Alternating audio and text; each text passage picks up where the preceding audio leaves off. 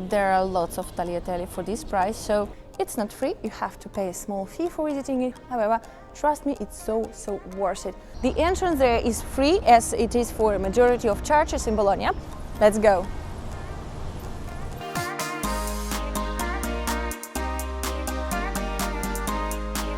Hello guys, welcome back to Dramatical Expatic and welcome back to Bologna. Valeria is here and today I'm gonna show you how to spend a day in Bologna, spending as little money as possible. Bologna is not a very expensive city by itself, but living here is definitely more expensive than visiting or eating out.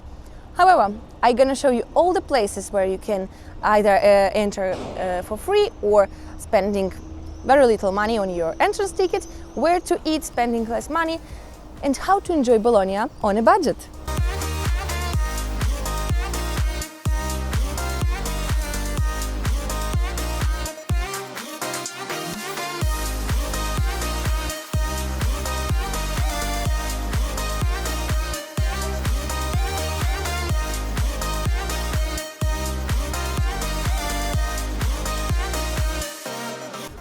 One of the most famous landmarks of Bologna is of course Fontana del Nettuno, and it's totally free for you to enjoy this view.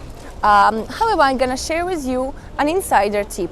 Buying water, besides not being a very good gesture towards our nature and besides not being very sustainable, could be quite expensive in Bologna. So I would recommend you to have your reusable water bottle with you, and I'm gonna show you where to get some drinking water here for free. Let's go.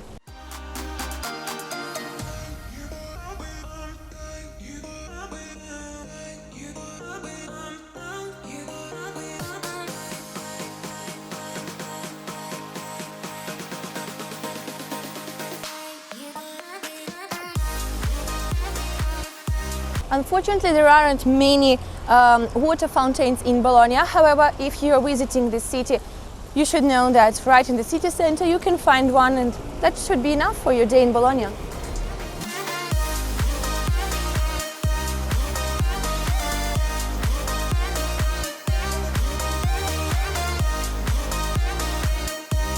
San Petronio Church is of course another important monument of Bologna and an important landmark. The entrance there is free, as it is for a majority of churches in Bologna, differently from some other Italian cities actually, where some churches might take a fee from you for visiting, unless you are a believer who wants to pray. So here you can enter for free. However, you have to pay about 2 euros for a ticket if you want to take photos or videos inside.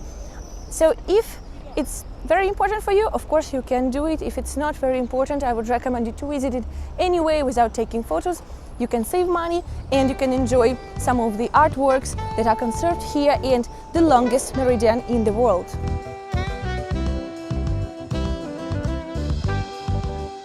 This piazza, to be honest, is already a cool landmark by itself. However, you can see behind my back this church complex, which is called Basilica di Santo Stefano. It was built over a pagan temple, and over the centuries it's been one of the greatest landmarks of Bologna. The entrance here is free of charge as well, and there are lots of interesting things from the archaeological point of view and from artistic point of view hidden inside there. So I invite you to go explore it with me.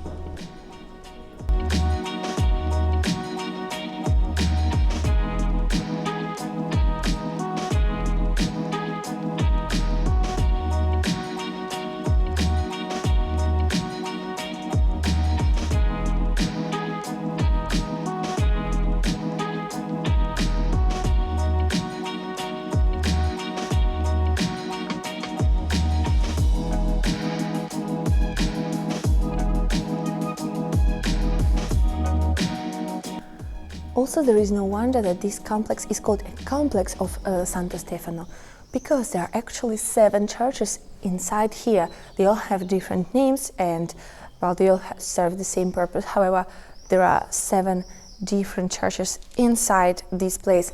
So if you visit Bologna, you know that if you hear about Sette Chiese, it's talking about this place, and you'll find it in every tour guide. It's a must-visit place on every itinerary of Bologna. and of course it's free of charge.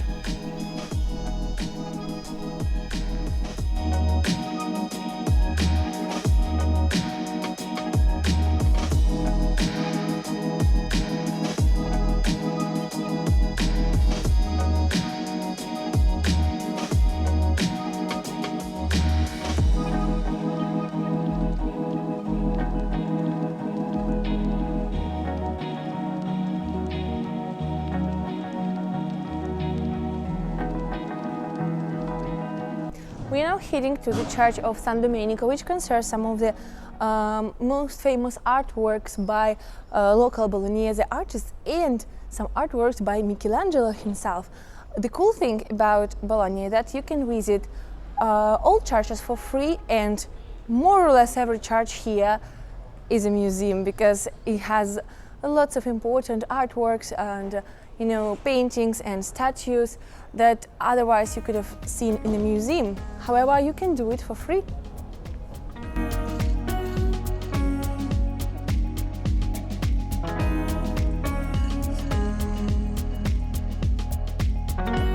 So this church and convent of San Domenico were built in the 13th century.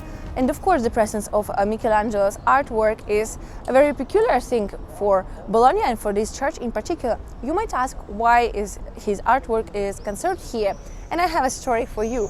The thing is that after Savonarola became the governor of Florence, and I actually made a video about it, an episode of Hidden Italy that I will leave you a link for.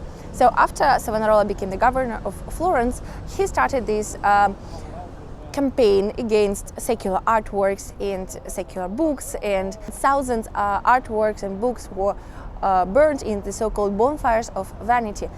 Lots of artists and intellectuals had to escape from Florence, and Michelangelo were among them. So he spent 1 year in Bologna creating, and he was not in hiding. However, he was living here while the climate in Florence was not as favorable, and he left some of his artworks, a great heritage here in Bologna. Let's go see it.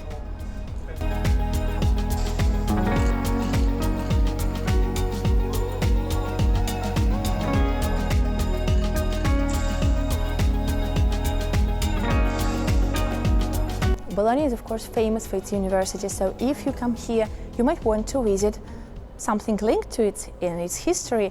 And this place, which is called Archiginnasio, is actually one of the historical seats of the university.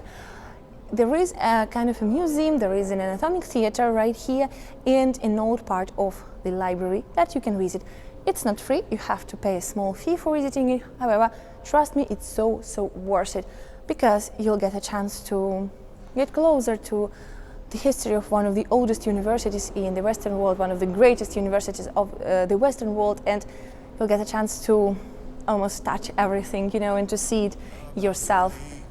It's one of the best places to visit in Bologna, even if you have to pay for the entrance. Let's go. To a place where we don't know. About to see the world in action, what we can be, life with no distractions. We'll get away. This is what we waited for.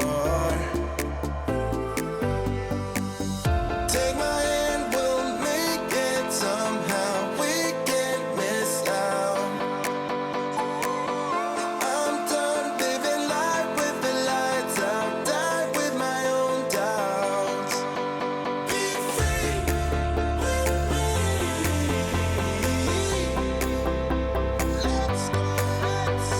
This is Palazzo da Curzio, which acts as a city hall right now, and it also hosts the communal art collection with the clock tower. It is not free of charge, you have to pay a little fee if you want to come inside. However, if you want to make your trip to Bologna as affordable as possible, and if you want to save as much money as possible, I have a little trick for you. Come here.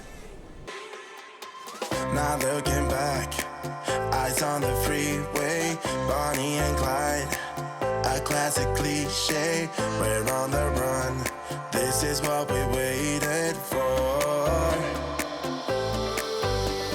So as I said, if you don't want to spend lots of money, there is an option. You can come inside the first area right before the collection, and there you can admire lots and lots of artworks by famous local artists on the walls and on the ceiling. And another good thing is that from that room, from that huge kind of a ballroom, you can have one of the most spectacular views over the city.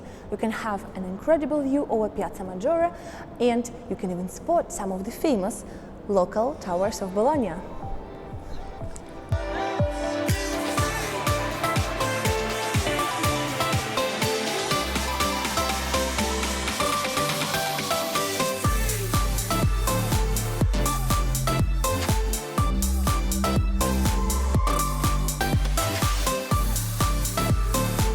Beware, these stairs are very slippery and are very particular because they were built not for humans but for horses. The thing is, in early years, when the owners of these palaces inhabited them, they used to climb up here and to come inside on horseback, riding a horse. So, you know, it might be a little bit less comfortable for us humans to climb up and down these stairs.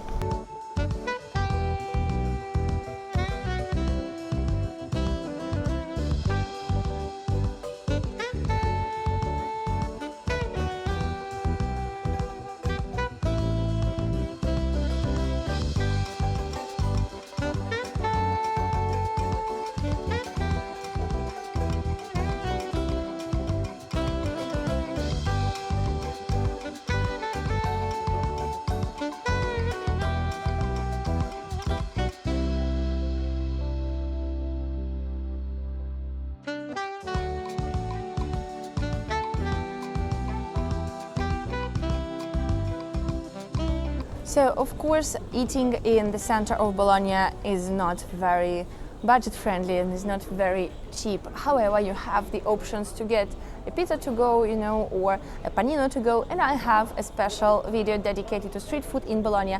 So if you want, you can consult there a few places where you can eat for less money.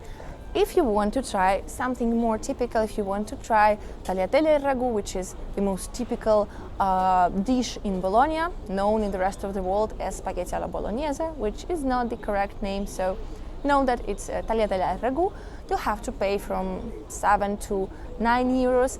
I found in one portion of tagliatelle al ragù for 7,50 in Mercato di Mezzo, which is right in the center of Bologna. It's the market area. And it's a very nice place, so you know, you get the high quality food, you get the traditional dish, and you get a very nice ambience. So, you know, you'll have to pay a little bit more for it, but it's still quite budget friendly if you think so. Well guys, for 7,50 I think this portion is more than enough. There are lots of tagliatelle for this price, so I would say it's quite budget, you know, it's quite budget friendly, because in other places in the city center you will pay at least 10 euros for a plate of tagliatelle. Chances are they won't be good and they will be like half of this plate. So this looks good, it smells amazing, and there are lots of tagliatelle. I think it's quite budget friendly. Let's try them. It's full of ragu. There is an abundance of ragu, so you will be absolutely full after this dish. And another good thing is that you actually sit and enjoy your meal seated at the table. You don't have to find a place where to sit and eat your meal, and you don't have to pay a service fee here. So if you have the price 7.50, you just pay 7.50 and that's it. And you get a really great dish of high quality with good quantity.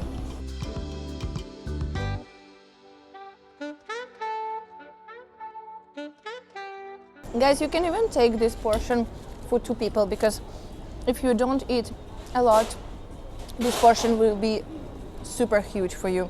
And you can save money by taking this portion for 2, asking them to divide it for 2 plates for 2 people. You get your water from the Neptune fountain and you save some money.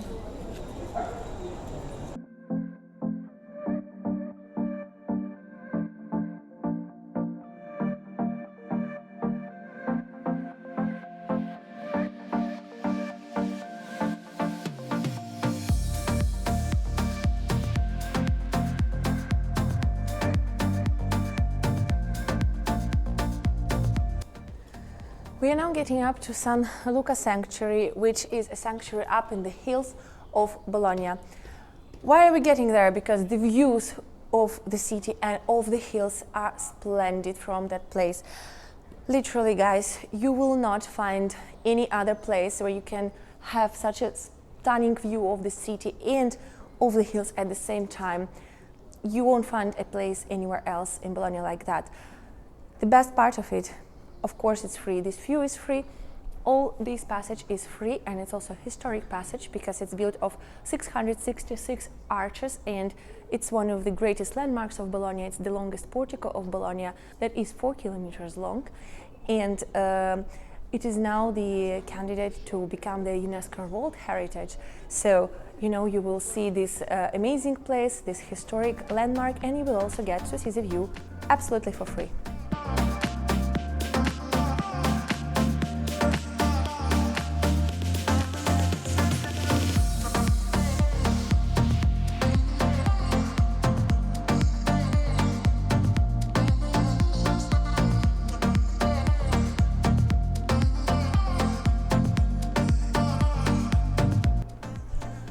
There is, of course, a train that can bring you up to San Luca, which costs 10 euros. So, you know, you decide your budget, you decide how much you're willing to spend. However, trust me, these views are worthy of, you know, you yourself climbing up here, even though it's kind of an exercise, so maybe avoid it doing after lunch as I did.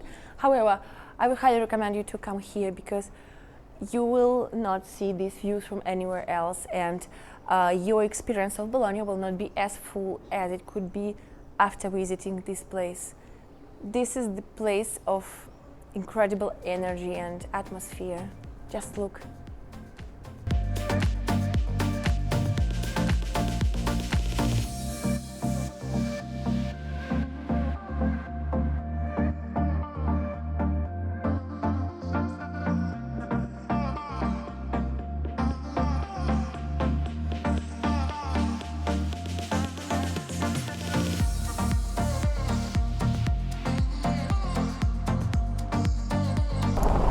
You might remember from my walking tour of Bologna that I mentioned Palazzo da Via Bargellini, which houses a museum. There inside you can see a perfectly conserved Bolognese apartment from the 17th century, and it's free of charge to enter. Let's go. Emptied out my soul. You've heard it all before. Honest, but I know.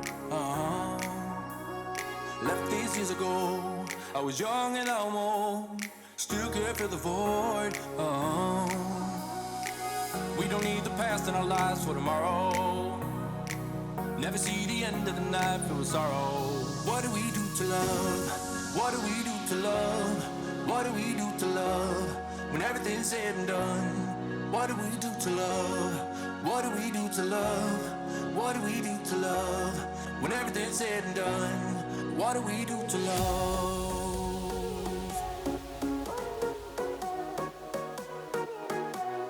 What do we do to love? What do we do to love? What do we do to love? When everything's said and done. And to end your day, you can have an aperitivo, which is very typical for Italy. You can get a glass of wine or a glass of Aperol Spritz or whatever you want for approximately €5. And for these €5, you will get a tagliere, which is this thing, which means basically that you'll get something to snack on. And, you know, for me, for example, it would be more than enough after a huge lunch I had today.